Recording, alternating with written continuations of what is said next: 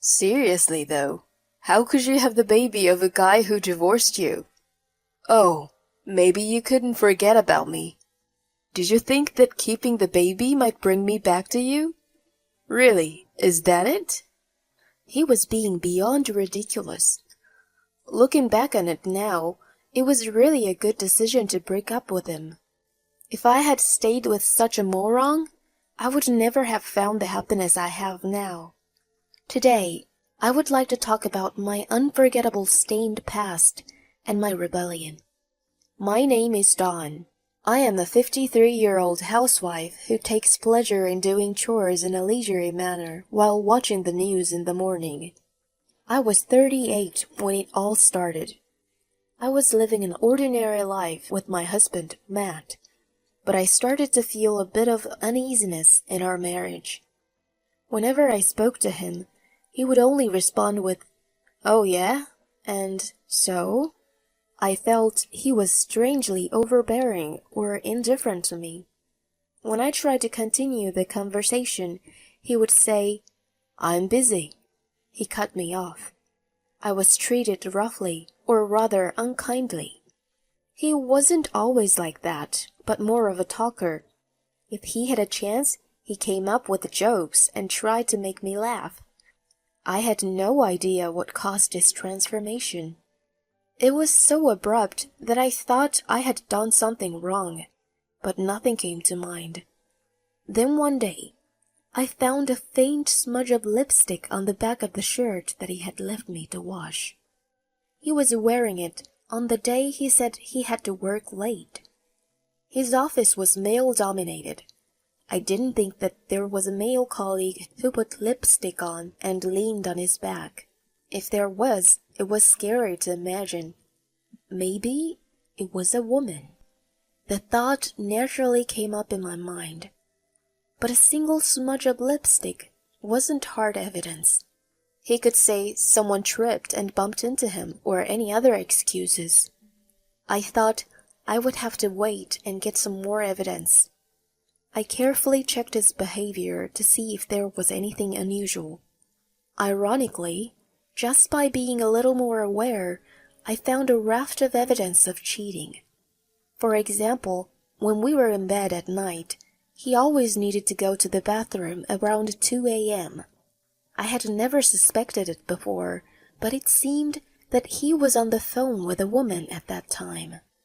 I once saw a long hair coming out of the inside of his suit. I also found a trace of what appeared to be lipstick on his handkerchief after a close inspection. The final nail in the coffin was when I borrowed his car for the first time in a while. It was a lip balm. Unless he was a fan of colored lip balm, I thought it was going to be the most exculpatory evidence ever. Married for 10 years. I felt the frustration of losing him to some random woman and the despair of not wanting to be alone. My love for him started pouring out. I wondered if there was really no way to start over. Was there anything I could do to make him come back to me? Was there a way to make him fall in love with me again? Just as I was twisting my brain, my suspicion of pregnancy came to light. I thought the timing was a gift from God. We had no children. The cause of his infidelity was that we were stuck in a rut. If so, the pregnancy might have been a chance for him to change. I gave him the news with hope. However, he said, "No way, give me a break. What a pain in the ass. Let's divorce." I couldn't believe my ears. Well, now that I think about it, I guess I was too naive. It was rare that a husband who was cheating on his wife straightened up and became faithful all of a sudden. It only happened in movies. Despite all that, I believed at the time that we still had a chance. We had known each other for a long time after all. "How dare you? It's your baby!" "I'm sure the baby is better off without a father like me. And you already know, don't you?" My heart skipped a beat when I saw the smirk on his face. I'm having an affair. I had planned to use the pregnancy as an opportunity to reconcile our relationship without acknowledging his adultery. I felt as if I had been pushed off a cliff.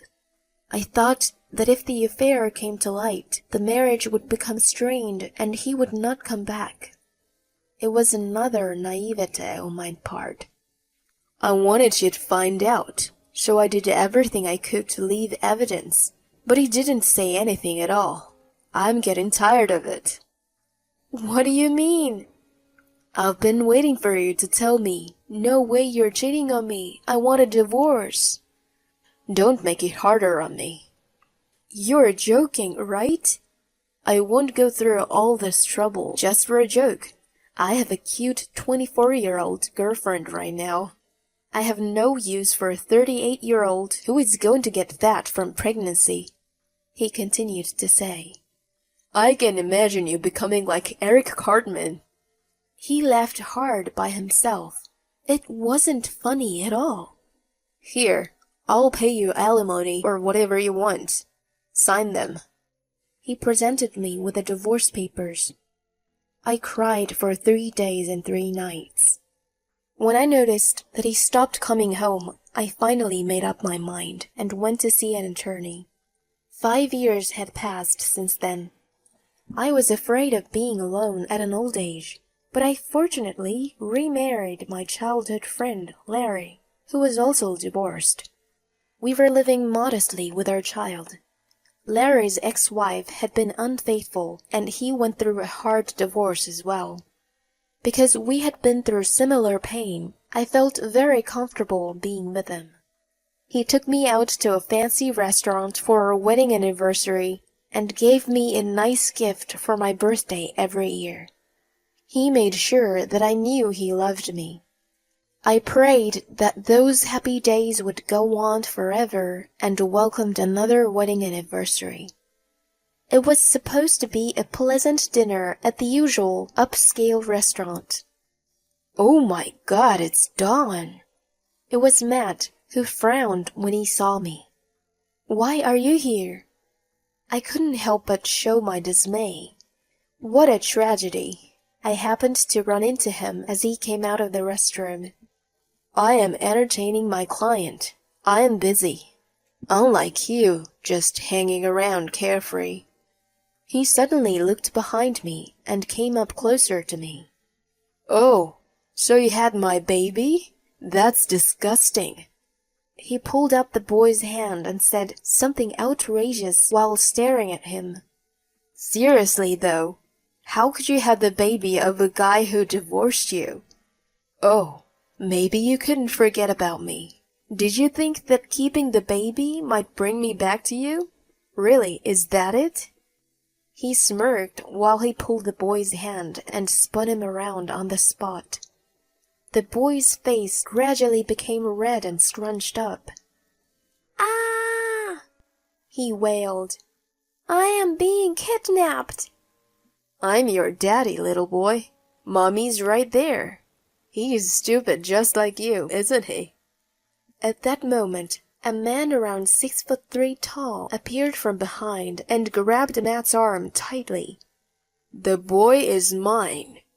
Huh? Matt's confused expression almost made me laugh. Is this your new husband? I kept my mouth shut.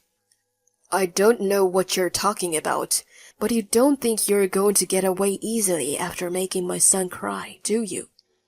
The tall man glared at Matt. Heavily tattooed arms were on display from his rolled-up sleeves. When Matt noticed them, he instantly became pale. No, hey, Dawn, stop your husband. She's not my wife. What? Matt was confused again and looked back and forth between me, the man, and the crying boy. Then, who is this boy? Before I knew it, Matt had his arms held behind his back by the man. He's a suspicious man who repeats crazy things. Someone get the staff. There is a man here who is harming my child. The man's shout caused the commotion in the restaurant. I was thinking my precious wedding anniversary was becoming eventful and smiled. It became better than I expected by a coincidence. "Hey, this is the man. I saw him grab this little boy by the arm." Matt was taken aback when I pointed him to the staff. Hey, wait, Don, what are you doing? Seriously, I don't understand what's going on. He was yelling frantically. "I am not his wife, and the boy is not mine, much less yours." But he was standing right behind you. "You were standing in the doorway of the restroom. I guess he couldn't get in. He was just following his dad, and you interrupted him. I know you wanted to make fun of me, but you can't be so quick to judge. Why don't you learn to observe a bit more?" Shut up! I don't need your lecture. "Well, I guess my kindness won't reach a prowler." I'm not a prowler. You grabbed a strange boy and told him that you were his daddy. How is that not suspicious in any way? I am telling you. What's more, you said to him that I was his mom. Do you still think that we're together?" When I smirked at him, his face turned bright red, and he shouted, How dare you?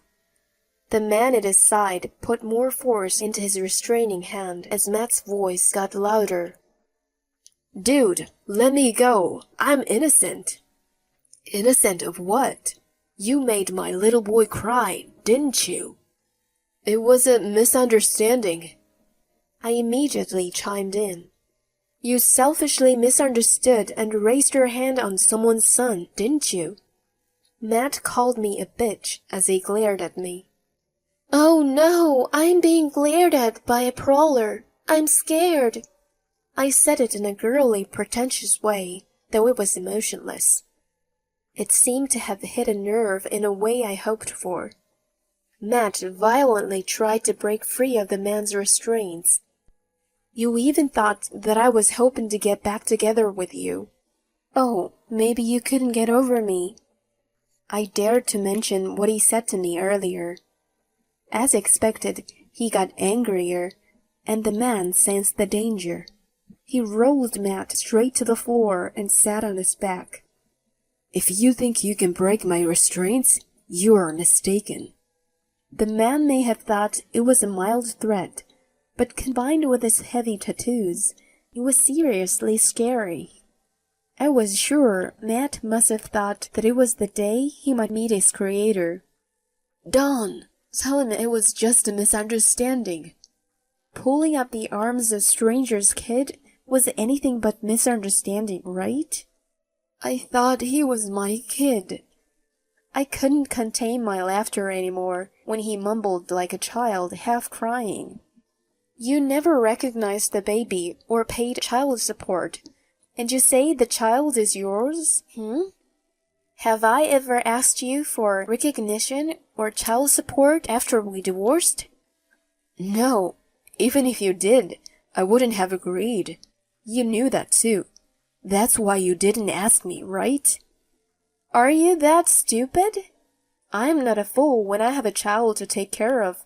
I'm gonna hunt you down until you pay. But then, why didn't you? The pregnancy test was wrong. When I went to the doctor, it turned out I wasn't pregnant. It helped me to sign the divorce papers. Those 3 days when the divorce was mentioned and he stopped coming home, I did spend a lot of time crying. I knew I couldn't go through the divorce in such an unexplained state with our baby, so I went to an obstetrician. Even if we were to get divorced, alimony, child support, and future living expenses were all on my mind, and I needed to sort these things out. If the child would benefit more from staying married, I was willing to endure it. The doctor saw no sign of pregnancy, and instead a tumor was found in my ovary. When I was admitted for surgery, the woman whom I shared the hospital room with was the mother of my current husband. I had known him since we were little, so I knew his parents too. When he came to visit her, we became close again. At one point, I thought that my pregnancy was a gift from God, and it could save my marriage. On the contrary, it brought me a partner who assured me that it was the right decision to leave Matt. I was also able to detect the disease early. Despite having one of my ovaries removed, I even had a child with him. It may have seemed like adding salt to injury, but in fact, it was filled with good fortune. When I finished telling Matt all that, he turned pale and murmured, "No way, I was dumped by my girlfriend." Needless to say, I laughed at him. Well, I didn't think that young girls wanted to deal with such a middle-aged man who was getting older and older. At that moment, police officers showed up.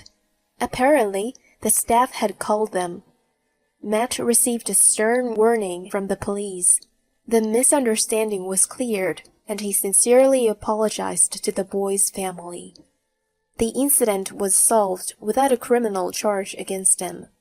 The police seemed to really scare him to the point of changing his attitude. I received an apology from him as well. He didn't know where I lived, so he went to my parents and showed his remorse. He apparently realized that he was wrong for leaving me in the worst possible way. He was getting older, was dumped by his girlfriend, and no one wanted to be with him anymore. He was completely broken down by the whole affair and felt lonely with no one to comfort him. Well, I didn't care if he apologized. I continued to ignore him. If I hadn't bumped into him there, I never really thought of him anyway. Incidentally, Larry noticed that I was gone for a while and came to check on me that day. He thought that it may have been the first and the last chance for me to get back at Matt. He dared to watch the situation from shadows. Of course, I was going to jump out if anything happened, but the man who was holding him down was so strong. He said he went to school in New Zealand and was a rugby captain. Wow, there was no place for me then. He was so scary. I thought he was a member of Hell's Angels. He started chuckling, which made me laugh too. Normally, I would have thought he wasn't manly, but he didn't need to be involved in my ex-marriage matter. It was something I should have solved by myself. I realized that I didn't have the strength at the time of the divorce. My actions were to divorce Matt as he wished and to receive market-rate alimony from him. I knew that reality didn't always work out like in movies. There was no way I was going to demand an unbelievable amount, and I also had lost the power to resist. I was finally able to speak up to Matt with unwavering determination. I thought that I became stronger in a real sense. I could really focus on Larry and my child after that. Strangely, our wedding anniversary that year marked a new beginning for me. Now, Larry is a freelance architect. I have quit my part-time job, and I'm enjoying being a relaxed housewife with a doubled salary. When I tell my somewhat rebellious pubescent daughter to do something, she complains, but when I don't, she quietly helps me. Larry and I keep it a secret that she has an irresistible teenage rebellion quality. Since I gave birth at an advanced age, I have only one child. The three of us and 2 dogs are enough to make a cheerful house, though. Matt and I had a hard time conceiving, but with Larry, I was able to get pregnant, even with only 1 ovary. I guess this is a fate in a sense, the dream of marrying my own special person, which I secretly longed for when I was a child. I never thought I would be able to fulfill it through a second marriage. It's almost like a fairy tale. I cherish the happy days that come as a matter of course, but never take them for granted.